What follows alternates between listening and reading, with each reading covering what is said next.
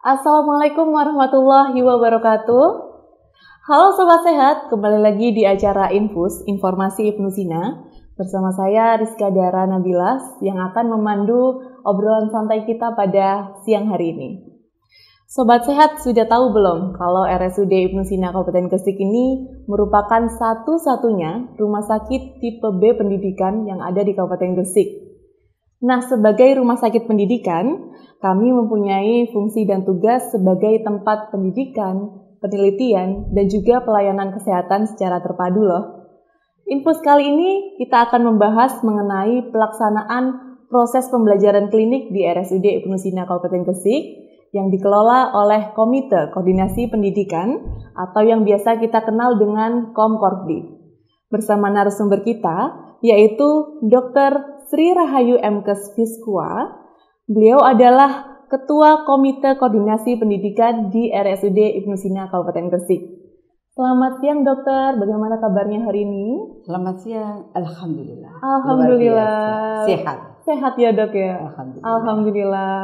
Iya. Nah dokter, tadi sudah dijelaskan bahwa RSUD Ibnu Sina Kabupaten Gresik ini merupakan satu-satunya rumah sakit tipe B pendidikan. Iya. Kalau boleh tahu sejak kapan nih dok? Jadi RSUD Ibnu Sina ini sudah ditetapkan menjadi rumah sakit pendidikan sejak Januari 2018. Saat itu ditetapkan sebagai rumah sakit pendidikan satelit bagi Fakultas Kedokteran Universitas Wijaya Kusuma Surabaya.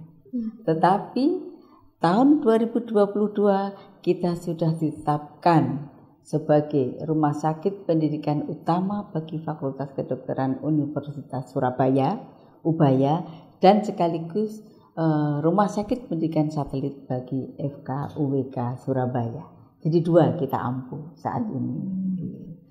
Tapi banyak loh yang bekerja sama dengan kita. Ada 46 institusi pendidikan. Malahan mau nambah lagi. Ya mau nambah lagi ini ya. Mau nambah lagi 2 FK lagi nanti insya Allah. Wah, luar biasa sekali ya dokter ya. Jadi sejak 2018 sampai dengan sekarang ya dok ya. Sudah ditetapkan. Tapi kalau proses ininya udah lama. Kita sudah 2006 sudah melayani untuk pendidikan. Seperti itu. Oke dokter, tadi dijelaskan bahwa rumah sakit pendidikan itu ada utama dan satelit. Bisa dijelaskan dok itu apa maksudnya? Jadi rumah sakit pendidikan utama maksudnya adalah di mana proses pendidikan itu sebagian besar dilakukan di Ibnu Sina. Kita kan Ibnu Sina sebagai rumah sakit pendidikan utama FK Ubaya. Jadi sebagian proses pendidikan klinis untuk mahasiswa atau dokter muda Ubaya itu dilakukan di Ibnu Sina. Tetapi sebagian kecil dilakukan di tempat lain. Kenapa begitu? Mungkin penuh kita. Sehingga kita membutuhkan bantuan dari rumah sakit pendidikan satelit. Dan juga memang tidak ada. Contohnya kita bekerja sama dengan rumah sakit jiwa Lawang. Karena kita belum mempunyai rawat inap untuk pasien jiwa gitu. Satu itu. Kedua, Ibnu Sina ini mempunyai selain jiwa Lawang tadi mempunyai rumah sakit pendidikan satu itu 2. Yang satu adalah RSUD Profesor Sukandar Mojosari, Mojokerto ya. Kemudian yang satu adalah rumah sakit Ubaya Surabaya. Ya, itu 2 rumah sakit pendidikan satelit yang bertugas sebagian dari rumah sakit pendidikan klinik tadi dikirim ke sana, kemudian balik lagi ke rumah sakit pendidikan utama. Agar semua peserta juga mendapatkan ilmu yang lengkap ya dok ya. Iya betul. Sehingga cukup jenis kasusnya, cukup jumlah jenis dan jumlahnya itu cukup. Gitu.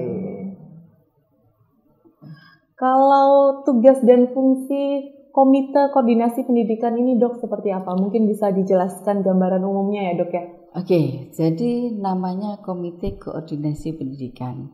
Ini persyaratan undang-undang, persyaratan yang wajib ada untuk rumah sakit pendidikan.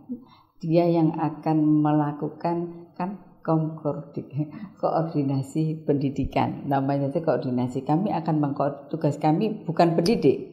Kami adalah tenaga kependidikan. Kami yang bertugas melakukan koordinasi dengan semua pihak agar proses pendidikan ini berjalan sesuai dengan kurikulumnya. Kami juga yang melakukan perencanaan, pembiayaan, penjadwalan, evaluasi, termasuk kerjasama dengan institusi pendidikan dan juga rumah sakit jejaring. Itu tugas kami. Wah, dari sekian banyak tugas nih Dok, ada berapa orang sih Dok saat ini di Komite Koordinasi Pendidikan nih Dok? Kami di tenaga kependidikan, kami bilang tenaga kependidikan kami, Komkordik ini, total ada 7. Sekretariatnya ya, bukan kalau orang Komkordiknya banyak nanti. Komkordik itu ada subkomite untuk pendidikan kedokteran dan BPDS, ada subkomite pendidikan keperawatan kebidanan dan ada subkomite untuk pendidikan nakes lainnya. Tetapi di sekretariat kami total ada 7 termasuk saya.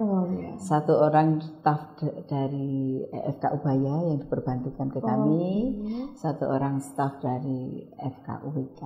Begitu. Oh gitu. Ya, jadi dari Ibnusina ada 5 untuk di sekretariat ya. Ada sekretaris, ada Dr. Hafida, kemudian ada Dr. Pipit, ada Mbak Eni, ada Mbak Diana, ada Mas Reza, ada Mas Mahrus. Nanti di sana yang. Oke, nanti kenalannya Dok ya sama staf dari Komkordik. Kalau yang ini pasti akan bertemu dengan mereka. Iya, betul sekali. Dokter, RSUD Ibnusina Kabupaten Gresik ini sejak tahun 2018 ya Dok ya, ditetapkan sebagai rumah sakit pendidikan. Nah, siapa sih Dok yang menetapkan dan adakah syarat-syaratnya untuk menjadi rumah sakit pendidikan? Ada. Yang menetapkan syaratnya banyak. Yang menetapkan adalah Kementerian Kesehatan. Jadi kita melalui proses akreditasi rumah sakit pendidikan. Kita sudah melalui 2 tahap tahun 2018 dan tahun 2022. Yang 2018 hanya 1, tapi untuk yang 2022 kita tetapkan 2 sebagai rumah sakit pendidikan utama dan rumah sakit pendidikan satelit. Itu ada standar akreditasi rumah sakit pendidikan. Ada ditetapkan oleh Kementerian Kesehatan juga. Ya. Apa saja Dok syaratnya Dok? Jadi akreditasi rumah sakit pendidikan itu diatur dalam peraturan Menteri Kesehatan dan juga ada instrumen tersendiri yang harus dipenuhi oleh rumah sakit. Ada 5 bab terkait 1 standar visi misi dan komitmen rumah sakit ya di bidang pendidikan tentunya. Yang kedua manajemen dan administrasi, itu tugasnya Komkordik tadi kami memfasilitasi untuk manajemen dan administrasinya. Yang ketiga sumber daya manusia, pendidiknya bagaimana, tenaga pendidikannya bagaimana. Ada dosennya tapi tidak ada yang tenaga pendidikan juga nggak bisa ya. Kemudian sarana penunjang pendidikan, ada perpustakaan, ada skill lab, ada ruang diskusi, ada wifi untuk semua. Ya. Kemudian yang terakhir tentunya perancangan dan pelaksanaan program pendidikan itu sendiri. Jadi ada pedoman, ada panduannya, ada logbooknya, cara nguji bagaimana, absensinya bagaimana, semua itu diatur. Ada 80 elemen penilaian dalam standar akreditasi rumah sakit pendidikan. Sedikit. Jadi itu yang harus dilengkapi ya Dok sebagai syarat untuk akreditasi rumah sakit pendidikan. Ya. Dokter, untuk Komkordik pendidikan, nah pasti banyak sekali sobat sehat di sini mahasiswa ataupun yang sedang menempuh pendidikan ya Dok ya. Apakah jika ingin praktek kerja lapangan atau magang ini institusi pendidikannya itu harus kerjasama dulu atau bagaimana Dok? Ya, wajib. Sesuai undang-undang terbaru juga mengatur demikian. kemudian PP-nya juga mengatur demikian, Permenkes 31 tahun 2022 juga mengatur demikian. Harus kerjasama dulu baru kita bisa menerima untuk proses pembelajaran di sini, baik klinik maupun non klinik. Kita juga menerima yang non klinik, maksudnya di administrasi rumah sakit. Kan kita juga, saya kebetulan magister administrasi rumah sakit ya. Kemudian juga mungkin sumber daya manusia dan lain sebagainya, itu juga kita lakukan. Saat ini pun ada peserta didik yang administrasi rumah sakit. Oh, berarti dari segi kesehatan dan juga non kesehatan juga klinis dan non-klinis. Klinis dan non-klinis sebutannya, betul-betul. Kalau boleh tahu nih dok, apa saja sih syarat untuk mengajukan PKL atau magang di RSUD Ibnu Sina Kabupaten Gresik? Tidak sulit sebetulnya. Yang pertama tentunya ada surat permohonan untuk kerjasama untuk mau praktek kerja lapangan atau pendidikan klinis di sini apa. Kemudian tentunya dengan lampiran atau rincian kurikulum proposalnya, apa sih kurikulumnya, mau praktek apa, berapa lama, kompetensi yang akan diraih apa, sehingga kami tentunya akan melakukan telaah nanti. Kita punya enggak nih SDM yang mendidik? Kalau enggak punya tentunya kami tidak akan menerima, tapi insya Allah kita lengkap ya. Iya, sudah ada 46 institusi pendidikan yang bekerja sama. Mau tambah 2 lagi ya, 28 nanti. 28. Kalau tadi sebelum mengajukan itu ada rentan idealnya kah dok? Maksudnya mungkin min berapa bulan atau bisa dadakan dok? Kalau dadakan tentunya tidak bisa, karena kami harus melakukan telaah tadi. Kami daya dukung dan daya tampung kami bagaimana. Terus kan ada peraturan di Permenkes maupun di PP 93 tahun 2015 yang mengatur tentang rumah sakit pendidikan. Itu rasio dosen dan peserta didik itu diatur. Maksimal rasio dosen peserta didik itu 1:5. Kecuali PPDS. Kalau PPDS itu bervariasi, ada yang 1:3, ada yang khusus PPDS tentu ada 1:5. Kita juga ada PPDS yang praktek di sini ya. Program pendidikan dokter spesialis. Ya. Jadi idealnya berapa lama dok? 1 bulan, 2 bulan? 1 bulan bisa. 1 bulan bisa ya. Oke. Ya. Yang pasti sebelum peserta didik praktek masuk, PKS sudah tertandatangani. Sudah lengkap persyaratannya dok ya. Betul. Kalau boleh tahu biayanya berapa dok untuk PKL dan magang di RSUD Ibnu Sina Gresik? PKL dan magang di RSUD Ibnu Sina Gresik itu biayanya ditetapkan melalui peraturan bupati. Jadi bervariasi. Ada S3 ada, S2 ada, S1 ada, D3 ada program keperawatan, ada kebidanan, gizi ya. Dan termasuk kedokteran. Tetapi kalau kedokteran memang tergantung nanti SK bersama antara direktur dan dekan, karena pembiayaannya kan khusus kalau dokter muda itu. Itu jadi berbeda nanti. Tapi kalau yang lainnya sudah ada nominal berapa gitu. Oh, sudah ada di peraturan bupati. Iya. Ya. Kalau nggak salah di Instagram RSUD Ibnu Sina Gresik juga sudah menjelaskan dok tarif-tarifnya. Jadi mungkin nanti sobat sehat bisa melihat betul. Sesuai kebutuhan. Per minggu. Betul. Jadi tarif yang dikeluarkan atau ditandatangani oleh bupati itu per minggu, bukan per hari ya. Oh gitu. Per minggu berapa? Karena setiap kali kenapa kok berbeda-beda? Dokter muda juga berbeda. Karena membutuhkan sumber daya yang berbeda. BMHP yang berbeda tergantung kompetensi yang akan diraih. Misalnya dokter muda harus bisa melayani apa, maka yang dibutuhkan apa, dari Hanskun, dari semua ya nanti dihitung, itu semua dihitung. Nanti tarifnya bisa menghubungi lebih lanjut ya dok yang sesuai kebutuhan. Betul. Kalau tadi terkait pendidikan dok, sekarang mungkin pertanyaan terkait penelitian ya dok ya.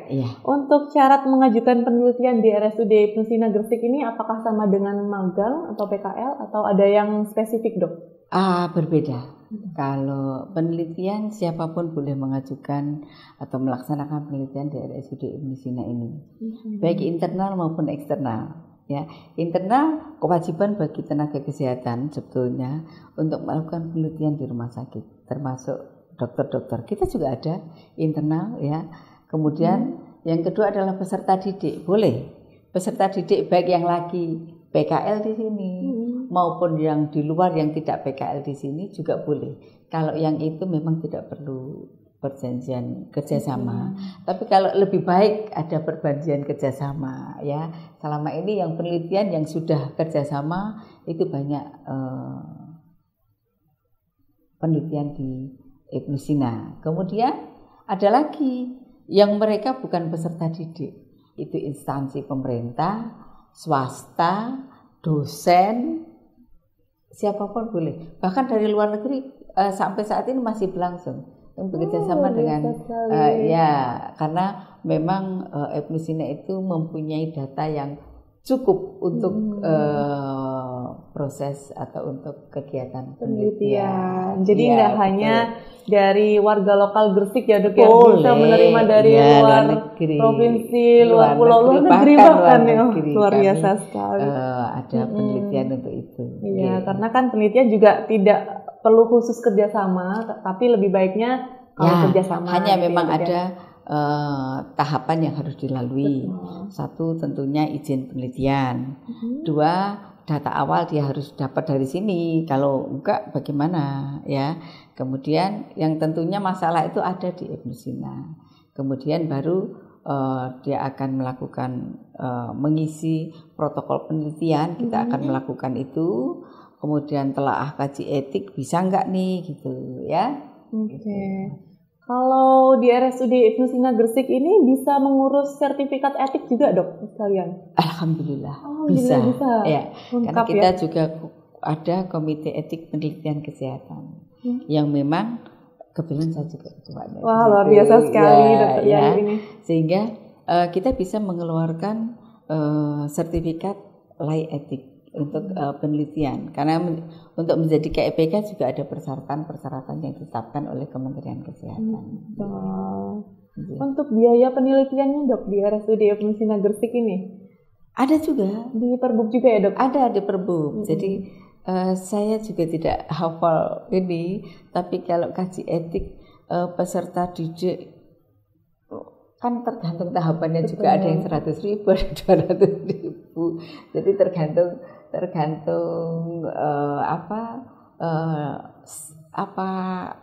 pendidikan dia apa gitu. Kalau untuk peserta didik, kalau untuk yang umum maupun yang institusi tentunya juga berbeda. Ada itu di peraturan bupati. Jadi mungkin nanti Sobat Sehat bisa lihat peraturan bupati, atau jika lebih jelasnya bisa tanya ke Instagram kami juga boleh, atau WhatsApp centang hijau kami. Iya, bisa. Hubungi kami juga bisa. Iya betul, hubungi kami di call center. Nah dokter, apakah bisa mengajukan permohonan data sebelum membuat proposal penelitian Dok? Data awal itu wajib ada. Karena penelitiannya di Ibnu Sina, tentunya data awalnya dari Ibnu Sina. Kecuali penelitiannya sekabupaten Gresik, tentunya datanya sekabupaten Gresik. Tetapi khusus yang di Ibnu Sina wajib ada data awal gitu. Jadi untuk dasar kenapa dia mengambil penelitian dengan tema itu, dengan judul itu. Iya. Gitu. Selain bidang kesehatan, apakah bisa Dok melakukan penelitian di RSUD Ibnu Sina Kabupaten Gresik di bidang non kesehatan atau non klinis? Penelitian di sini bisa penelitian klinis yang melibatkan manusia, baik pasien maupun pegawai boleh. Kemudian penelitian yang non klinis juga bisa. Kan ada data-data kita lingkungan, data tentang pemusnahan insinerator, tentang lain-lain yang memang tidak melibatkan manusia. Itu bisa. Tapi kalau rekam medis, data rekam medis itu juga melibatkan manusia namanya ya. Oke. Jadi RSUD Ibnu Sina Gresik ini bisa menjadi tempat penelitian baik di klinis maupun non klinis gitu ya. Kalau boleh tahu saat ini sudah ada berapa peserta didik, Dok?